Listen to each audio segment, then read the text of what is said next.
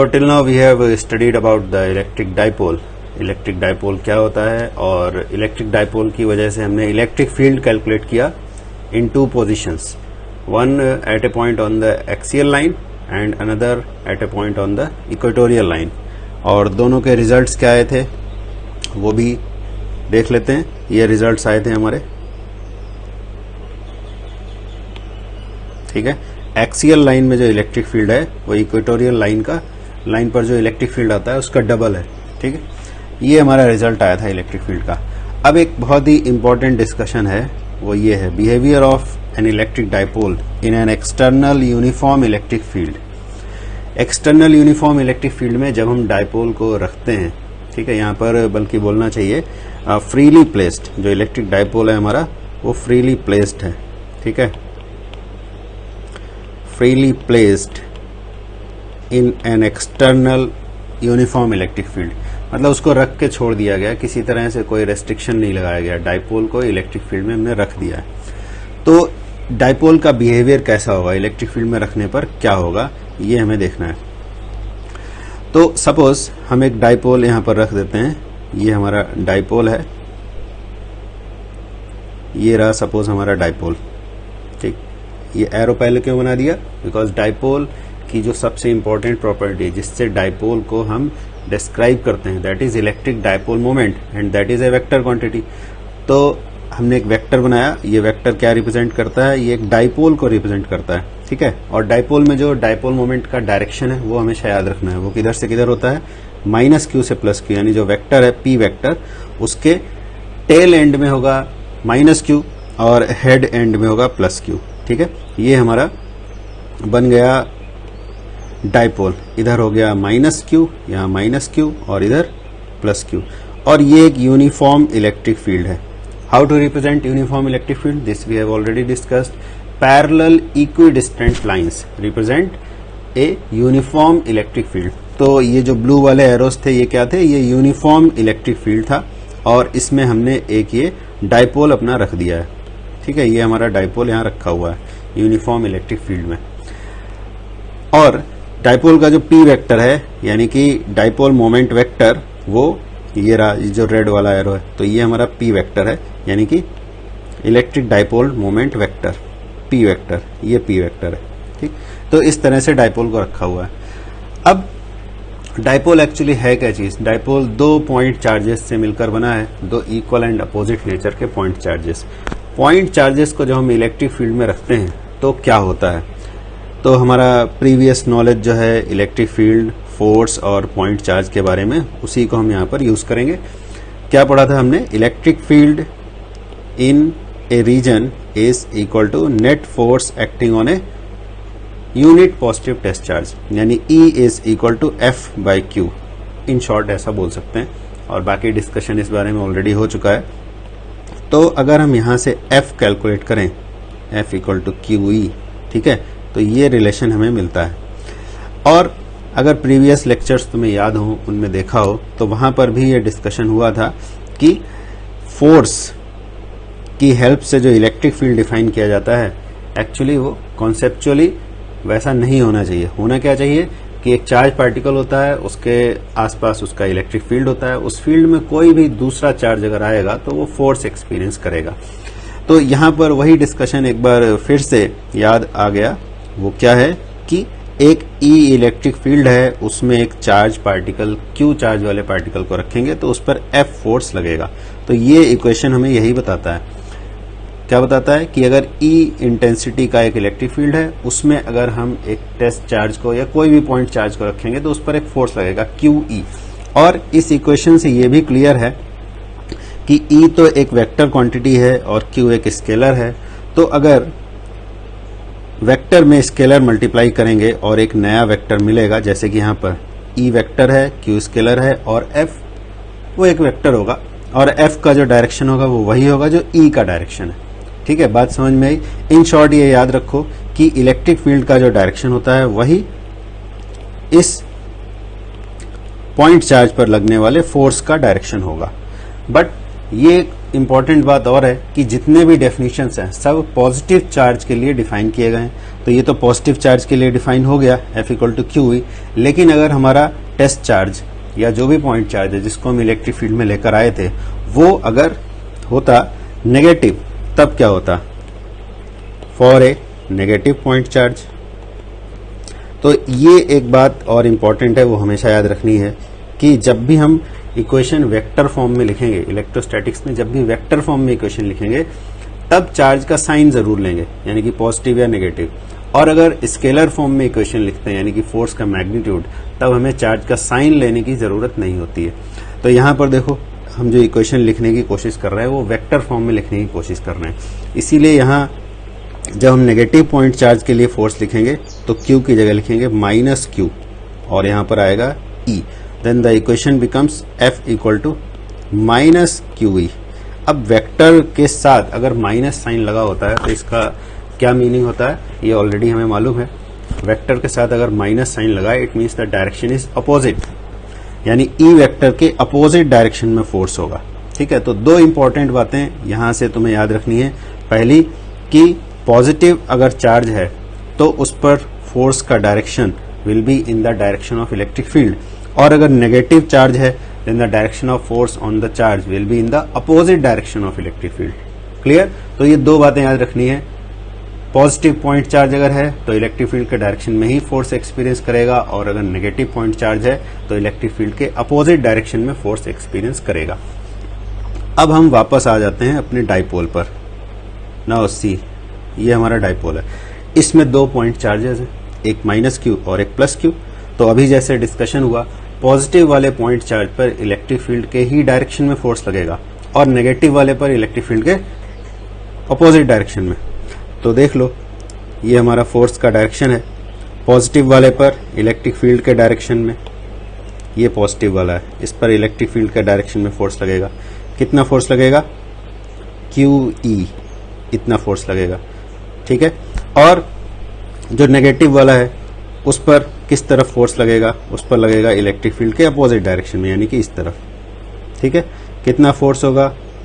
Minus QE। तो dipole पर दो फोर्सेस एक्ट कर रहे हैं, QE और माइनस QE। दोनों फोर्सेस का जो लाइन ऑफ एक्शन है, line of action means force जिस लाइन पर है अगर उस लाइन को हम ज्वाइन करें, ये देखो ये जो लाइन दिखाई दे रही है ये डॉटेड ब्लैक लाइन, ये क्या है? ये दोनों फोर्सेस का लाइन ऑफ एक्शन है। दोनों फोर्सेस का लाइन ऑफ एक्शन सेम है, यानी कि वो एक दूसरे से कोइंसाइड करते हैं। तो ऐसे केस में क्या होगा? अगर किसी ऑब्जेक्ट को, यहां पर हमारा ऑब्जेक्ट जो है वो डाइपोल है, अगर किसी ऑब्जेक्ट को इक्वल एंड अपोजिट फोर्सेस से एक ही लाइन ऑफ एक्शन के अलोंग अगर हम फोर्स लगाएं तो क्या होगा? यहां पर हमारा जो डाइपोल है वो ऑब्जेक्ट है, इस ऑब्जेक्ट पर हम इक्वल एंड अपोजिट डायरेक्शन में दो फोर्सेस लगा रहे हैं। अब सपोज हमने हाथ में अगर पेंसिल या पेन को पकड़ा और उसके दोनों एंड्स पर अगर हमने फोर्स लगाया, ठीक है, पेंसिल की लेंथ के अलोंग, तो क्या होगा?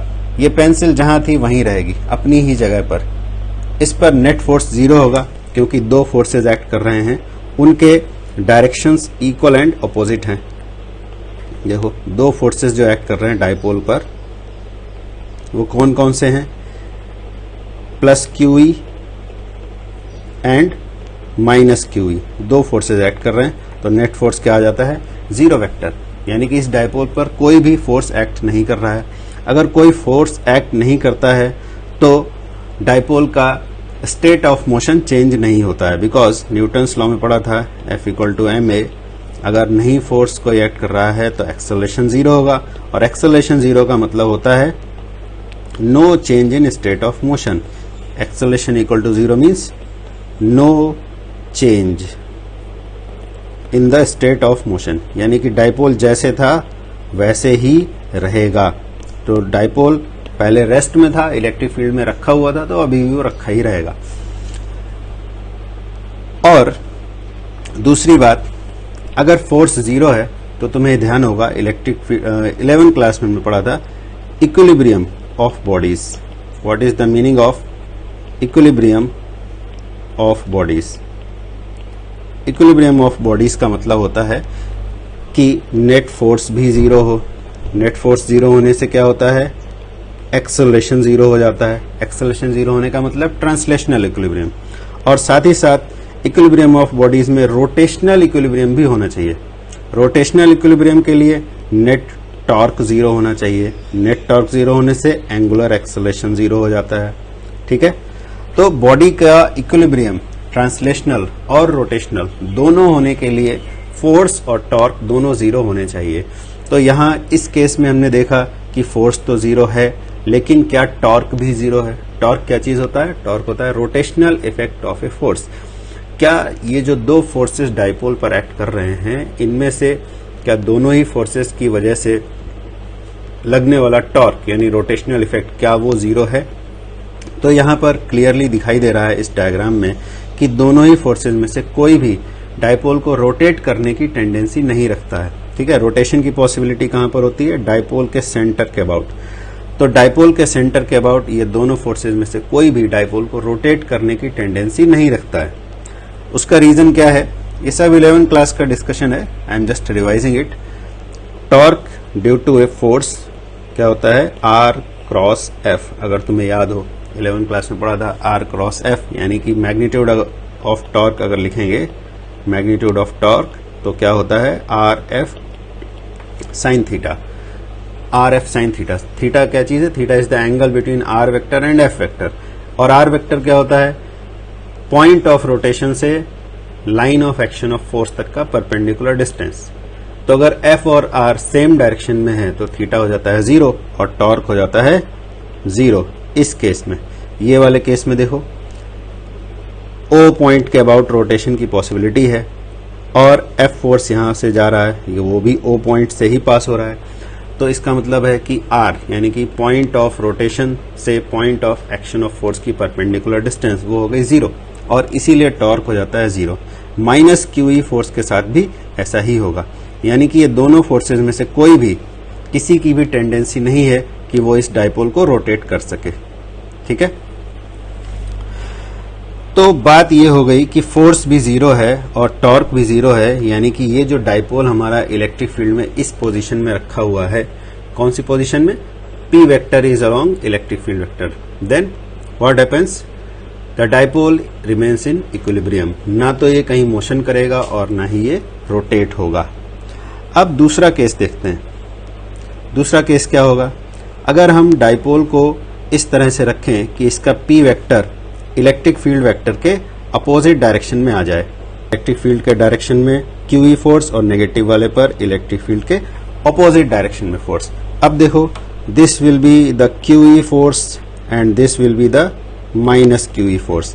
Again you can see directions of the forces are opposite as compare to the previous situation, but still there is no net force acting on the dipole. अभी भी अगर हम नेट फोर्स देखें तो वो आता है प्लस क्यूई और माइनस क्यूई। अभी भी दोनों फोर्सेस इक्वल एंड अपोजिट हैं, तो नेट फोर्स फिर से जीरो आ गया।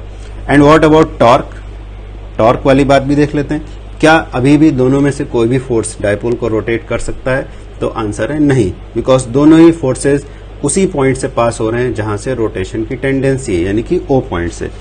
तो फिर से टॉर्क जीरो हो गया और फिर से ट्रांसलेशनल एक्सेलरेशन और रोटेशनल एक्सेलरेशन दोनों ही जीरो हो गए, यानी कि डाइपोल अभी भी इक्विलिब्रियम में रहेगा, ना तो ये रोटेट होगा और ना ही कहीं यहां से मूव करेगा। Still the dipole is in rotational equilibrium. It means whether the P vector is parallel to electric field or P vector is anti-parallel to electric field. In both the conditions dipole remains in equilibrium. ना तो rotate होगा और ना कहीं से जाएगा। ठीक है, अब एक जनरल केस डिस्कस करते हैं कि अगर डाइपोल ना तो इलेक्ट्रिक फील्ड के पैरेलल रखा हो और ना ही इलेक्ट्रिक फील्ड के एंटी पैरेलल, ठीक, किसी जनरल पोजीशन में अगर रखा हो तो क्या होगा। Let us discuss this.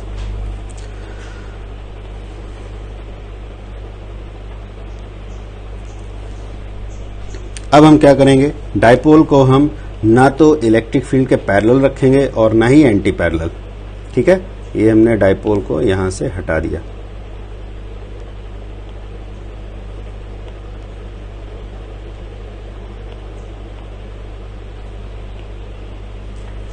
अब हम डाइपोल को रखेंगे किसी एंगल पर, इलेक्ट्रिक फील्ड से किसी एंगल पर डाइपोल को रख दिया, ऐसे ये रख दिया डाइपोल को। ये एरो क्या रिप्रेजेंट करता है, जैसे भी डिस्कस हुआ था, बताया था क्या है, arrow is electric dipole moment vector. Arrow is electric dipole moment vector, ये हमारा पी वेक्टर है। ठीक है, और यहां पर डाइपोल का सेंटर होगा ओ पॉइंट पर। तो सेंटर से हम एक पैरेलल लाइन बना लेते हैं, इलेक्ट्रिक फील्ड के पैरेलल लाइन, जो हमें ये बताएगी कि डाइपोल इलेक्ट्रिक फील्ड से किस एंगल पर रखा है। ठीक है, so this is the angle between the direction of electric field and the direction of dipole. ठीक है, थीटा एंगल पर हमने डाइपोल को रख दिया। अब डाइपोल का माइनस क्यू और प्लस क्यू कहां होगा, very easy to understand.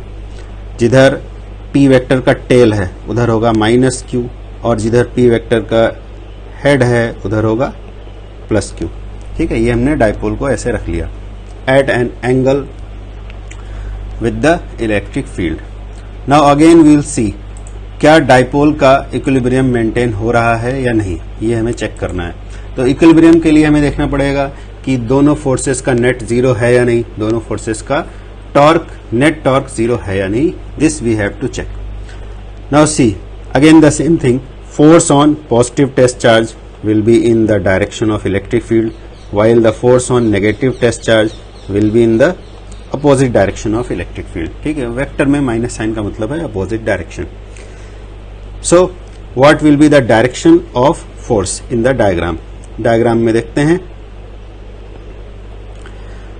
QE positive वाले पर जो फोर्स होगा वो इलेक्ट्रिक फील्ड के ही डायरेक्शन में होगा, और नेगेटिव वाले चार्ज पर जो फोर्स होगा वो इलेक्ट्रिक फील्ड के ऑपोजिट डायरेक्शन में होगा, यानी minus QE। Still the two forces acting on the dipole are giving a net force. ठीक है, तो दोनों फोर्सेस का जो नेट अगर हम निकालेंगे, दोनों फोर्सेस कौन कौन से हैं, इसको हम एक को प्लस एक को माइनस लिख लेते हैं। तो दो फोर्सेस कौन से, QE and minus QE। Again the net force on the dipole is zero. Forces तो वही है जो पहले थे, वही अभी भी हैं, बट अभी डाइपोल के इस स्पेशल पोजीशन की वजह से टॉर्क जीरो नहीं होगा। क्यों नहीं होगा, देखो जो QE फोर्स है उसका लाइन ऑफ एक्शन ये है, this is the line of action of force QE and this is the line of action of force minus QE। ये जो दोनों ग्रीन डॉटेड लाइंस हैं, these are called lines of action of the two forces। जब दो forces के lines of action same होते हैं, यानी एक ही जगह से पास होते हैं, अभी जैसे डिस्कशन में बताया था कि अगर हम एक पेंसिल को पकड़ें और उसकी लेंथ के अलोंग दोनों एंड्स पर पेंसिल को खींचें तो पेंसिल रोटेट नहीं होगी। लेकिन अगर पेंसिल को हम ना वर्टिकल रखें ना हॉरिजॉन्टल, और फिर पेंसिल के दोनों एंड्स पर अगर हम हॉरिजॉन्टल फोर्स लगाएं तो पेंसिल रोटेट हो जाएगी। ठीक है, पेंसिल या कोई भी रॉड के लिए हम ऐसा बोल सकते हैं। ऐसे भी समझ लो कि ये एंड को मान लो B, सॉरी ये एंड को मान लो A और इस एंड को मान लो B। तो A एंड इस तरफ जाना चाहता है, B एंड इस तरफ जाना चाहता है, इसका मतलब है, और O एंड और O वाला जो पॉइंट है यानी कि सेंटर, वो फिक्स है। O अगर फिक्स है, A राइट साइड में जाना चाहता है और B लेफ्ट साइड में जाना चाहता है, then what will happen, the rod will rotate. तो ये डाइपोल हमारा एक रॉड जैसा है, एक डंबल जैसा है, जिसके दोनों एंड्स पर पॉइंट चार्ज लगे हुए हैं। अब पॉजिटिव वाला राइट साइड में जाना चाहता है ड्यू टू फोर्स QE, और माइनस Q वाला it tends to move on left side due to force minus QE। तो अगर इस डाइपोल के दोनों एंड्स, एक लेफ्ट जाएगा एक राइट जाएगा, then what will happen, the dipole will rotate about point O, because O point अपनी जगह में फिक्स है। ठीक है, इस तरह से रोटेट हो जाएगा। ठीक है, तो इसका मतलब है कि torque acting on the dipole in this case is not equal to zero. ठीक है, मैथमेटिकली अगर हम कहें तो फिर से वही बात है, 11 क्लास में जो पढ़ा था तुमने, कपल ऑफ फोर्सेस। अगर किसी को याद हो तो आसानी से समझ में आ जाएगा। कपल ऑफ फोर्सेस का क्या मतलब होता है? Couple of forces, couple of forces means what? Couple of force कब बनता है? When there are two equal and opposite forces which have different lines of action. उनके लाइंस ऑफ एक्शन अगर डिफरेंट है तो एक कपल ऑफ फोर्सेस बनता है, और लाइंस ऑफ एक्शन अगर सेम है तो उनका नेट टॉर्क 0 हो जाता है। ठीक है, तो इस केस में यही हो रहा है। यहां पर कपल ऑफ फोर्स हमें मिल रहा है। In this couple of forces there are two forces QE and minus QE। They are equal and opposite and their lines of action are also different. ये QE का लाइन ऑफ एक्शन है, ये green dotted line, और ये minus QE का line of action है। दोनों के बीच में कुछ डिस्टेंस भी है, दोनों कोइंसाइड नहीं करते हैं, दोनों के बीच में एक डिस्टेंस भी है। कितना डिस्टेंस है देखो, कौन सा? ये वाला। अगर A से परपेंडिकुलर ड्रॉप करें then it will touch this line at point C। मान लो ये C पॉइंट पे टच करता है, तो ये जो AC डिस्टेंस है, what is AC? AC is the perpendicular distance between the lines of action of the two forces. दोनों फोर्सेस के लाइंस ऑफ एक्शन के बीच में परपेंडिकुलर डिस्टेंस है AC। तो यहां पर बन जाता है एक couple of forces. Couple of forces means equal and opposite forces which have different lines of action. So due to this couple of forces the dipole will experience a torque. कितना torque होगा? Torque due to a couple of forces. Couple of forces की वजह से कितना torque होगा? इसके लिए formula 11 class में डिराइव किया गया था, अभी उसको डिराइव करने की जरूरत नहीं है। क्या फार्मूला होता है? मैग्नीट्यूड ऑफ, ये हम एक्चुअली मैग्नीट्यूड ही लिख रहे हैं, यहां पर लिख लेते हैं मैग्नीट्यूड, मैग्नीट्यूड ऑफ टॉर्क का मैग्नीट्यूड। तो क्या होगा? दोनों फोर्सेस में से कोई एक फोर्स लेना है, एनी ऑफ द फोर्सेस, ठीक है, multiplied with perpendicular distance between the lines of action, lines of action of the two forces. दोनों फोर्सेस के बीच में जो परपेंडिकुलर डिस्टेंस है उसको मल्टीप्लाई कर देना है। तो एनी ऑफ द फोर्सेस का मैग्नीट्यूड यानी कि QE and perpendicular distance between the lines of action of the two forces according to diagram that is AC. Now we have to find how much is the distance AC. Now see this diagram. AC distance we have to find from this triangle ABC. ABC triangle से AC की value बतानी है. So if this angle is theta, which angle is theta? Angle between the direction of electric dipole moment vector and the direction of uniform electric field. तो अगर ये angle theta है then this angle will also be theta. ठीक है, corresponding angle है. Now see in this diagram triangle ABC. From triangle ABC you can see AC is equal to AB sin theta. देखो diagram, AC is equal to AB sine theta. और AB क्या चीज है? सीधा diagram, AB क्या है? A और B दोनों क्या चीज थे? डायपोल के दोनों एंड्स. तो AB क्या हो जाएगा? Length of the dipole. और लेंथ ऑफ द डायपोल को हमने डिस्कशन जब शुरू किया था तभी बोला था कि 2L लिया जाएगा. तो AC डिस्टेंस हमारा हो जाएगा 2L sine theta. What is 2L? 2L is called dipole length. तो AC की वैल्यू यहां पर हम सब्स्टिट्यूट कर देते हैं 2L sin theta. Now again you see wherever you get Q and 2L together write them like this. क्यों ऐसे हमने लिखा? Q और 2L का प्रोडक्ट क्या हो जाता है? Anybody reply fast. Q और 2L का प्रोडक्ट क्या हो जाता है? Q और 2L का प्रोडक्ट हो जाता है इलेक्ट्रिक डायपोल मोमेंट. ठीक है, यानी कि P, जो P वेक्टर लिखा था ना, डायपोल मोमेंट वेक्टर, उसका मैग्नीट्यूड होता है Q इंटू 2L. तो हो जाएगा PE sine theta. So this is the torque acting on the dipole when it is placed in a uniform external electric field. Very important question. ये बहुत बार काम आएगा, बहुत बार काम आएगा. इस चैप्टर का one of the most important topic है. Yes, it is electric dipole moment. Good. तो इतना टॉर्क लगेगा PE साइन थीटा. ठीक है, अब इसकी हेल्प से जो हमने यहां डिस्कशन किया था ऊपर, कौन सा वाला, कि जब P इज अलोंग E है, यानी कि ये वाला डिस्कशन, और जब P anti parallel to E है, दोनों ही केस को हम इस फार्मूला की हेल्प से चेक कर सकते हैं। ठीक है, पहले तो हमने डिस्कशन से बात की थी कि कब टॉर्क जीरो होगा और कब नहीं जीरो होगा, but now we can check through this formula also. देखो कैसे चेक करेंगे। If P and E are at 0 degree, यानी कि जो डाइपोल मोमेंट वेक्टर है वो इलेक्ट्रिक फील्ड के ही डायरेक्शन में है, यानी P that is P is parallel to E। जब P और E पैरेलल हैं तो टॉर्क कितना आएगा, PE sin 0, torque is 0। And if P is anti parallel to E, P और E अगर एंटी पैरेलल हैं, then again PE sin 180 degree, again it is 0। तो मैथमेटिकली भी हमने प्रूव कर लिया, डिस्कशन के साथ साथ मैथमेटिकली भी ये देख लिया कि अगर P वेक्टर इलेक्ट्रिक फील्ड के पैरेलल या एंटी पैरेलल है, दोनों ही केस में टॉर्क 0 होगा, यानी कि डाइपोल रोटेट नहीं होगा। और ट्रांसलेशनल मोशन वो तो वैसे भी नहीं होगी क्योंकि नेट फोर्स 0 है। रोटेशन हो जाएगा अगर P और E किसी एंगल पर हैं अदर देन 0 एंड 180।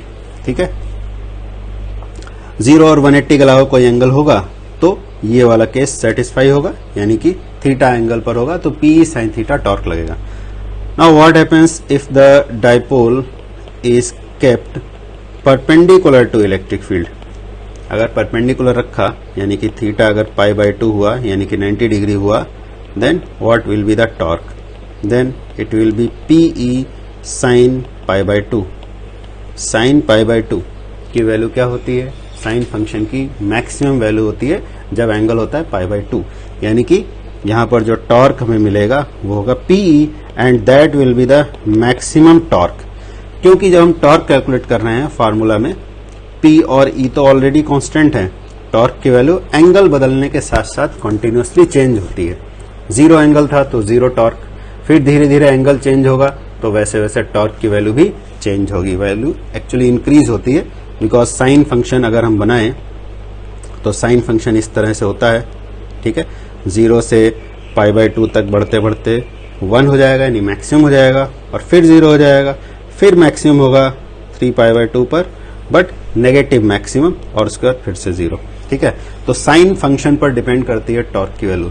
जैसे जैसे एंगल बढ़ाते जाएंगे, जैसे जैसे हम डाइपोल को 0 वाली पोजीशन से जैसे जैसे घुमाते जाएंगे, वैसे वैसे टॉर्क बढ़ता जाएगा, और जब 90 डिग्री पर आ जाएगा डाइपोल, तब टॉर्क मैक्सिमम होगा, और फिर आगे बढ़ाएंगे तो फिर से टॉर्क चेंज होगा। ठीक है, उसके बाद फिर घटते घटते फिर से 0 हो जाएगा। समझ में आ रहा है? तो इस तरह से टॉर्क की वैल्यू एंगल पर डिपेंड करेगी। तो हमने मैथमेटिकली देखा कि टॉर्क मैक्सिमम कब होगा, जब एंगल होता है π/2, यानी कि P और E एक दूसरे से परपेंडिकुलर होते हैं। डिस्कशन के थ्रू भी हम इस बात को समझ सकते हैं कि जब डाइपोल हमारा किसी एंगल पर था, इलेक्ट्रिक फील्ड से किसी एंगल पर, मान लो ऐसे था, ठीक है, तो डाइपोल पर जो लगने वाले फोर्सेस थे दोनों एंड्स पर, वो इस तरह से थे। इधर था QE और इधर था -QE। This was the perpendicular distance between the two forces, between the lines of action of the two forces. अब जैसे जैसे डाइपोल रोटेट होगा, ये एंड इधर जाएगा और ये एंड इधर जाएगा, तो टॉर्क की वैल्यू चेंज हो जाएगी। तो ये जो डिस्टेंस था AC, ये मैक्सिमम कब होगा, इधर B था यानी कि -Q और इधर था +Q।